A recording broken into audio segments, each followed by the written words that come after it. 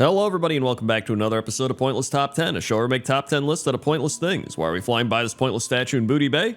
Because inside pointless things are treasure. Let's begin. 10. Number 10 is Brother Daniel, and Brother Daniel is a human general goods vendor located in Northshire Valley in Elwyn Forest. He can be found next to his wagon holding a big loaf of bread, and funnily enough, when the Northshire Valley was attacked by the forces of Count Clessington, which I believe was for the Human Heritage Armor Quest, Daniel remained at his usual spot and was in a fighting position with a hunk of bread in hand. So this dude was ready to throw down with his hunk of bread. And funnily enough, again, his tough hunk of bread is available for sale. He sells 5 of them.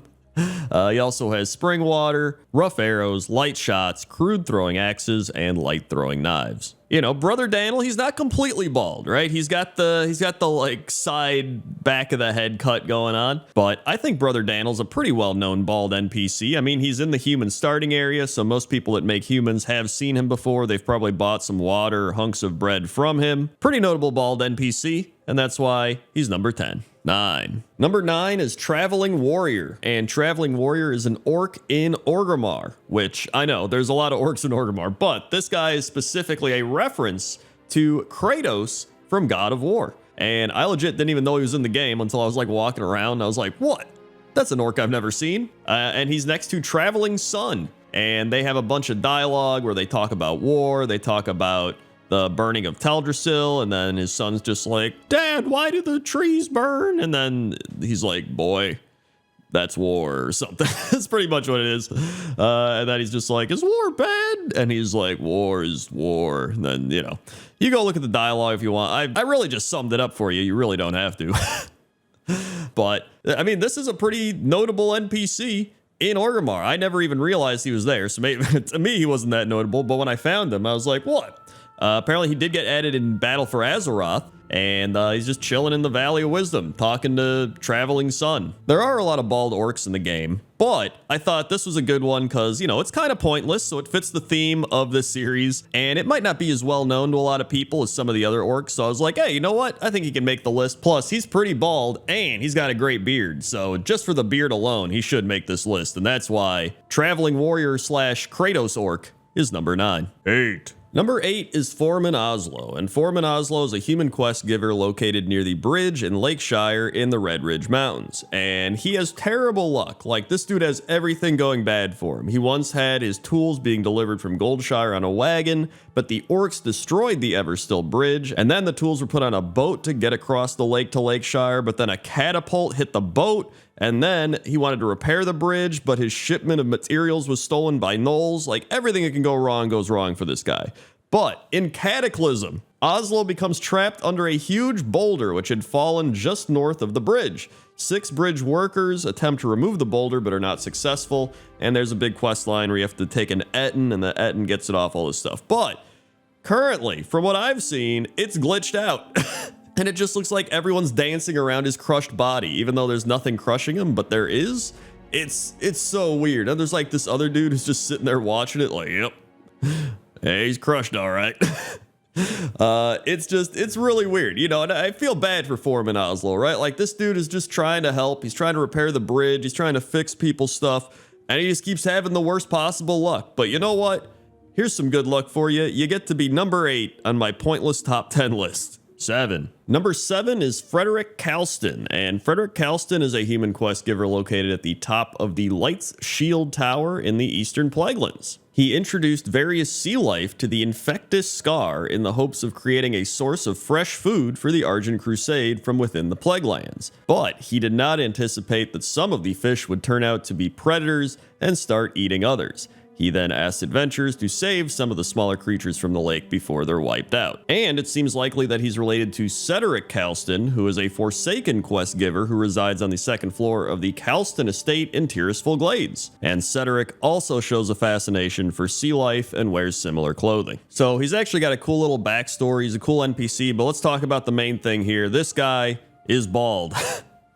Very powerful bald head. He's got the beard goatee stuff going on. So just the combo of all that, right? The super bald head, the goatee, the weird fish scientist lore. That's good enough for me to put him at number 7. 6. Number 6 is Guard Hammond, and Guard Hammond is a human guard located in the Champions Hall in Stormwind City. And due to his baldness and proximity with Lieutenant Carter, Lieutenant Jack Spring, Captain O'Neill, and Sergeant Major Clayt, all references to Stargate SG-1, Guard Hammond is most likely a reference to General Hammond of the same series. So, he is a Stargate 1 reference. I never actually watched Stargate 1, so I probably said one of those names wrong, and some Stargate nerd's gonna be like, actually, it's Sergeant Major Clatty instead of Clayt. I don't know. I don't care. I did, however, see the original Stargate movie from 1994 just the other week, and that was a fun experience. All I know is this guy is a reference, and he's bald.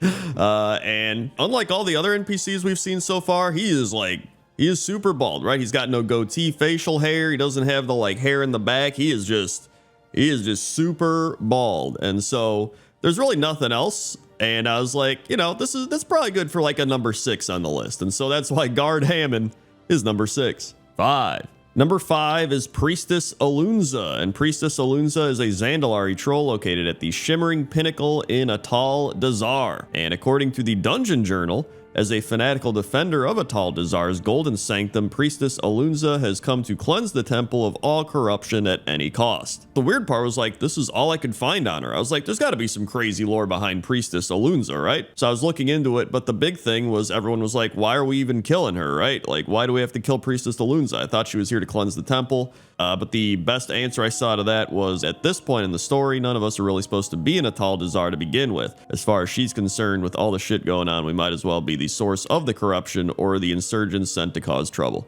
So I was like, yeah, but sounds about right. I don't know if that's what Blizzard thought of, but it sounds good enough for me. But the main point here is Priestess Alunza is actually really cool. Probably one of the coolest bald NPCs in the game. She has a bunch of cool abilities like Spirit Gold, Corrupted Gold, Molten Gold, Transfusion, Tainted Blood. Plus, she looks really cool doing her big ritual thing up at the altar with all the orbs and stuff flying around. So I was like, yo, Priestess Alunza, you gotta be on the list. And that's why she's number 5. 4. Number 4 is Thief Catcher Far Mountain, and Thief Catcher Far Mountain is one of 3 thief catchers that are 3 named elite alliance guards in Ironforge that patrol the city. They can detect stealth enemies, and upon discovering one, will attack it, alerting the city to its presence. Their patrol is on a set route that takes them throughout the city of Ironforge. If a player zooms in on one of these NPCs as they pass, a pair of cat's eye ultra goggles is clearly visibly being worn on their heads, most likely to aid in their stealth detection capabilities. But here's the thing. This dude looks awesome. I legit thought this got added in Cataclysm, but I guess this has been a thing since patch 1.3 in 2005. He also may be related to Demnul Far Mountain in Ironforge, Jonavera Far Mountain in Ultrag Valley, and Savalbrad Far Mountain in Ultrag Valley. What names, right? Although we don't actually know his true name. Maybe his name is Thief Catcher, which is they're like, dude, you really need to become a thief catcher if your name's Thief Catcher. And he's like, yeah, all right. But this dude, this is a badass dwarf, man. He just walks around. He's just like, yeah, you know what I am. I'm a thief catcher. I'm looking for thieves. He's just strutting his stuff, and he's bald. So, I mean, to be fair, it's actually hard to find some bald dwarves. I was looking all around, and then I just stumbled across this guy in Ironforge, and I was like, dude, this guy's an awesome bald dwarf. He kind of reminds me of one of the Men in Black, except he's in red, and he's carrying axes. But he's pretty cool, and that's why Thief Catcher Far Mountain is number 4. 3. Number 3 is Samir, and Samir is somebody who has appeared in pretty much half the expansions of World of Warcraft. He is an adventurer who wanders Azeroth with his group, and as such, he appears in several zones. Samir used to be a level 70 blacksmithing vendor located in the Hatchet Hills in the Blood Elven territory of the Ghostlands, in the camp right outside Zulaman. He also has this orc that's standing uncomfortably close to him carrying a giant mallet, and I don't know why.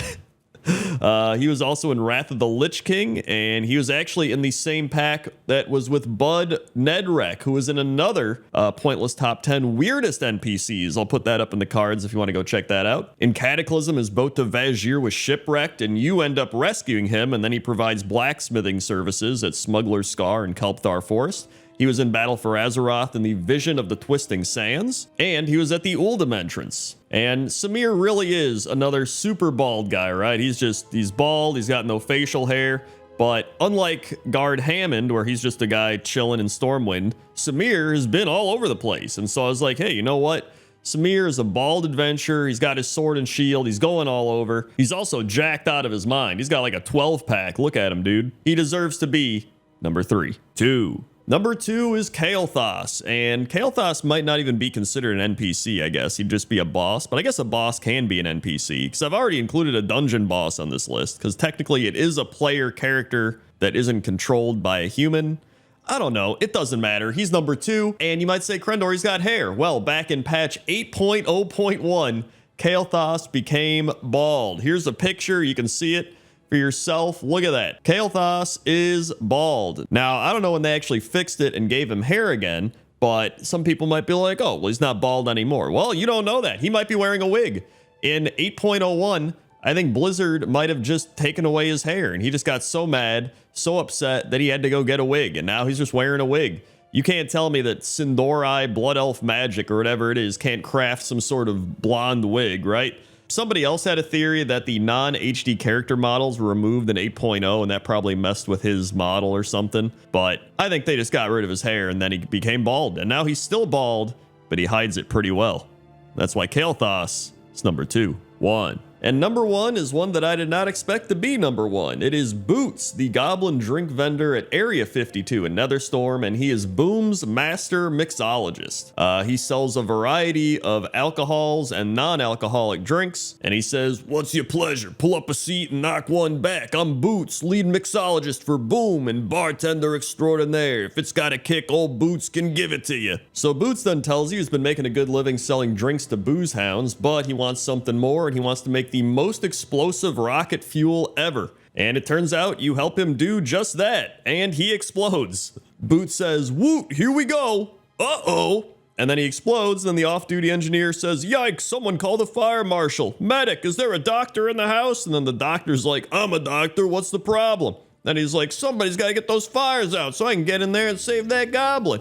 And then Bill says, "Someone called?" And then Doc says, "Right, let me in there. Everyone clear." And then they shock Boots back to life, and he's okay. And then he says, "Back to the drawing board on that rocket fuel." And that's that. That's the quest. I forgot that this quest even existed. I mainly found this because I was going to look at Kael'thas and see how bald he was, but he wasn't. And then I was like, wait, is that a bald goblin drink vendor? And then I read up on this quest, and I was like, dude, this is unbelievable. And then after a while, I was like, you know what? I'm going to put this at number 1. And that's why Boots is number 1. Hey everybody, thanks for watching this episode of Pointless Top 10. Make sure to like, comment, and subscribe. Also, if you want to see some other Pointless Top 10s, you could check out Pointless Top 10 Kodos from last week, or if you wanted to see Pointless Top 10 Weirdest NPCs, you go watch that one that I mentioned earlier in the video. Okay? Okay. See ya.